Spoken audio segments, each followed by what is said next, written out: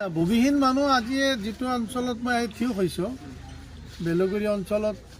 যিসকল মানুহৰ ভূমিহীন আছিলে এইসকলক গভৰ্ণমেণ্টে এলটমেণ্ট দিছিলে ইয়াতে যিটো গম পালোঁ 130 জন মানুহক এলটমেণ্ট দিছিলে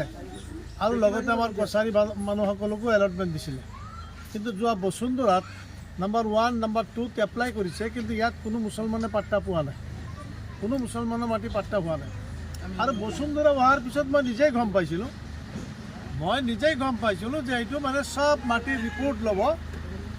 কোনে কিমান চৰকাৰী লেণ্ডত আছে আৰু গভৰ্ণমেণ্টে 1 and 2ত সব ৰিপৰ্ট লৈ গ'ল যে অসমৰ মিয়া মুছলমান কিমান পাৰ্চেণ্টেজ মানুহ চৰকাৰী লেণ্ডত আছে আৰু তোৰ পিছততো আমাৰ মানুহৰ কোনো মাটিৰ পাত্তা হোৱা নাই গতিকে গভৰ্ণমেণ্টক মই এটা অনুৰোধ কৰিম যে যিসকল মানুহৰ সঁচা অৰ্থত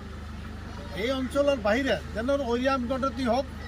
বা আপোনাৰ হালদিবাৰীতেই হওক বা আপোনাৰ সেই বেলগুৰিতেই হওক বা ৰূপহী অঞ্চলৰ মধ্য অসমৰ যিকোনো অঞ্চলতেই হওক বা নামনি অসমত য'ত য'ত ইভিকশ্যন হৈছে যিসকল মানুহৰ সঁচা অৰ্থত যিসকল মানুহৰ মানে আপোনাৰ কোনো মাটিৰ বাৰী নাই এইবিলাক মানুহক অন্তত গভৰ্ণমেণ্টে কৈছে অসমৰ মুখ্যমন্ত্ৰীয়ে কৈছে যে মই যিসকল মানুহৰ নাম 71ৰ ভোটাৰ লিষ্টত আছে 71ৰ আগত ভোটাৰ লিষ্টত আছে 66ৰ ভোটাৰ লিষ্টত আছে 51ৰ NRCত নাম আছে সেইসকল মানুহক তেখেতে লেণ্ড প্ৰভাইড কৰিব এটা চাইজেবল ক্ষতিপূৰণ দিব সেই হিচাপে মই সংখ্যালঘু জাতীয় পৰিষদৰ পৰা মই অসম গভৰ্ণমেণ্টক অনুৰোধ জনাম আহ্বান জনাম যে আপুনি তদন্ত সাপেক্ষে সঁচা অৰ্থত যিসকল মানুহৰ কোনো ভূমি নাই এই মানুহখিনি যেতিয়া ইভিক্ট কৰা হৈছে বিভিন্ন সংশ্লিষ্ট এলেকাৰ পৰা যেতিয়া উঠাই দিয়া হৈছে আৰু মানুহ নিজে নিজেই গৈ আছে এতিয়া মই যিটো ফিল্ডত আহি দেখিলোঁ মানুহ নিজে নিজে গৈ আছে আৰু 3 দিন আগত মই নগাঁৱৰ জিলা উপায়ুক্তক মই টেলিফোনত অভাৰ মোবাইলত কথা পাতিছিলোঁ তেখেতক এটা ৰিকুৱেষ্ট কৰিছিলোঁ যে মানুহখিনিক 3 দিন 4 দিন সময় দিয়ক 2-3 দিন সময় দিয়ক মানুহখিনি নিজে নিজে গাব আৰু মানুহখিনি নিজে নিজে গৈ আছে কিন্তু যিসকল মানুহৰ এলটমেণ্ট আছে এইটো অঞ্চলত বেলগুৰি অঞ্চলত 130 জন মুছলমান পৰিয়ালৰ এলটমেণ্ট আছে এতিয়া এই মানুহখিনি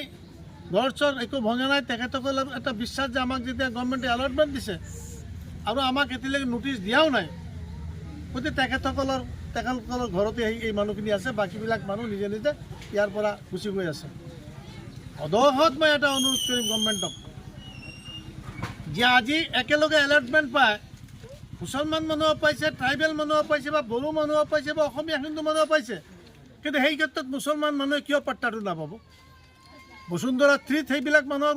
কামটো গভৰ্ণমেণ্টক কৰাৰ কাৰণে মই অনুৰোধ জনাইছোঁ আৰু এই মানুহখিনিতো অনুপ্ৰৱেশকাৰী নহয় ভাৰ বিভিন্ন সংগঠনৰ পৰা কোৱা হৈছে এইবিলাক অনুপ্ৰৱেশকাৰী এইবিলাক অবৈধ নাগৰিক অবৈধ কাক কয় যিসকলে without permission of any place to enter the আদাৰ প্লেচ সেইসকল মানুহক ক'ব পাৰে মানে এইবিলাক অবৈধ এইবিলাক মানুহতো অবৈধ মানুহ নহয় আজি অৰিয়ামগড়ত যিমান মানুহ গৈছে এইবিলাক ৰূপহীয়াত সমষ্টি মানুহ মই চেলেঞ্জ কৰি ক'ম চামাগুৰিৰ মানুহ ডিঙৰ মানুহ লাহৰীঘাটৰ মানুহ আৰু বিভিন্ন অঞ্চলৰ মানুহ ইভেন কি দৰং জিলাৰ খাৰপুটি অঞ্চলৰ মানুহ এইবিলাক মানুহ অনুপ্ৰৱেশকাৰী নহয় এইবিলাক মানুহ অবৈধ নাগৰিক নহয় এইসকল মানুহে 51ৰ NRCও দেখাব পাৰিব যদি কোনোবাই দেখাব নোৱাৰে 66ৰ ভোটাৰ লিষ্ট দেখাব পাৰিব যদিও 66ত কোনোবাই দেখাব নোৱাৰে 71ৰ ভোটাৰ লিষ্ট দেখাব পাৰিব আৰু তাতকৈ বেছি কি তথ্য দেখাব পাৰিব আৰু এই মানুহবিলাক অৰিজিনেলটো মাটি আছিলে কোনোবাৰ 1930 চনৰ ম্যাদী পট্টাও আছে সেইটো প্ৰডিউচ কৰিব পাৰিব গতিকে মই গভৰ্ণমেণ্টৰ আকৌ অনুৰোধ জনাম যে যিভাৱে ইভিকশ্যন হৈ আছে অসমৰ 25% মিয়া মুছলমান নিজৰ মাটিৰ পৰা যি মাটিত আছিলে এই মাটিৰ পৰা উচ্ছেদ হ'ব আৰু এই মানুহখিনিৰ বিকল্প এটা ব্যৱস্থা কৰিব লাগিব আৰু কৰা উচিত গতিকে চিফ মিনিষ্টাৰ স্বয়ং কৈছে যিসকল মানুহ ভাৰতীয় নাগৰিক মই এটা